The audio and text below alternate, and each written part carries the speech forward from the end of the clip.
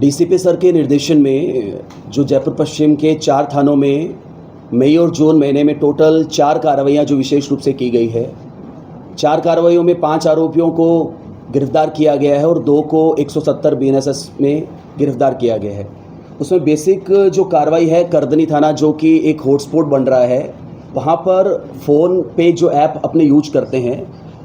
अभियुक्त ने उसका क्लोन तैयार किया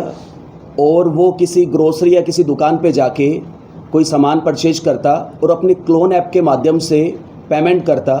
एक्चुअल में वो मैसेज जो आता है कि फ़ोनपे पे इतने रुपये प्राप्त हुए, वो तो मैसेज आ जाता है, पर एक्चुअल में ये पूरी की पूरी प्रोसेस डमी होती है। वास्तविक रूप से उनके अकाउंट में कोई रुपये नहीं आते हैं। इस तरह से उसने लगभग 50 लोगों के साथ ये फ्रॉड किया। ऐसे अभियुक्त को क्लोन ऐप जो कार्रवाई की है उसमें हमने गिरफ्तार उसको किया है।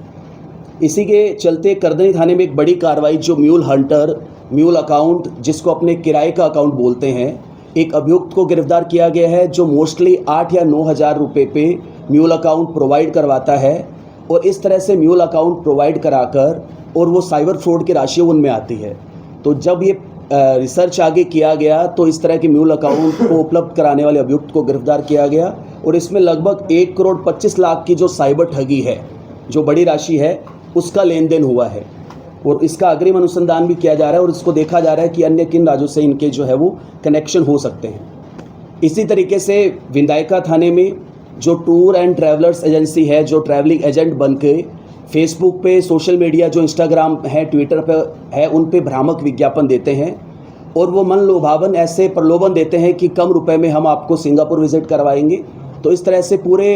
पैन इंडिया में जो इस तरह के ट्रैवलिंग जो करने वाले हैं वो उन पे आते हैं और उनसे वो एडवांस मनी जो है वो ले लेते हैं। एडवांस मनी 2 या 3 हज़ार लेने के बाद में वो उनके नंबर को ब्लॉक कर देते हैं, उनसे कोई कनेक्टिविटी नहीं होती है। तो इस तरह से उन्होंने कई फ्रॉड किए हैं।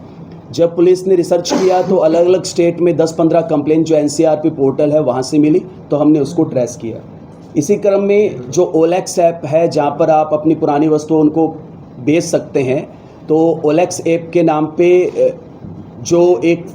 फ्रॉड करता है उसने ओलेक्स ऐप पे जाकर जैसे ही उनको पता चलता है कि ये पुरानी वस्तु खरीद रहा है तो अपना एक फर्जी उसने ओलेक्स ऐप बना लिया। उस पर जैसे ही एक वस्तु बेचने के नाम पे वो एडवांस पेमेंट करवाते हैं और उसके बाद में उसका नंबर है वो ब्लॉक कर देते हैं। ऐसे भी एक अभियोगी को गिरफ्तार किया है जिसके कब्जे से 25 क्रेडिट कार्ड, 2 मोबाइल फ़ोन और 7 सिम जो है वो बरामद की है। इस पूरी कार्रवाई में जो 2 मंथ में हुई है उसमें हमारी जो साइबर टीम डीसीपी सर के निर्देशन में काम कर रही है, उसमें मुख्य रूप से जो भूमिका रोशन, पूर्णमल, सामोता और यहाँ टीम के दिनेश कुमार और बहादुर जी और राज महेंद्र और अन्य टीम के साथी लगातार काम कर रहे हैं। जैसे ही हमें इनपुट मिलता है कि कहीं भी कोई सस्पेक्टेड नंबर है, उन पे हम तुरंत जो है वो एक्शन लेते हैं और तुरंत टीम भेज के हम कार्रवाई करते हैं। जैसे कि सर ने आपको बताया कि एक बड़ा ही रोचक जो फैक्ट आया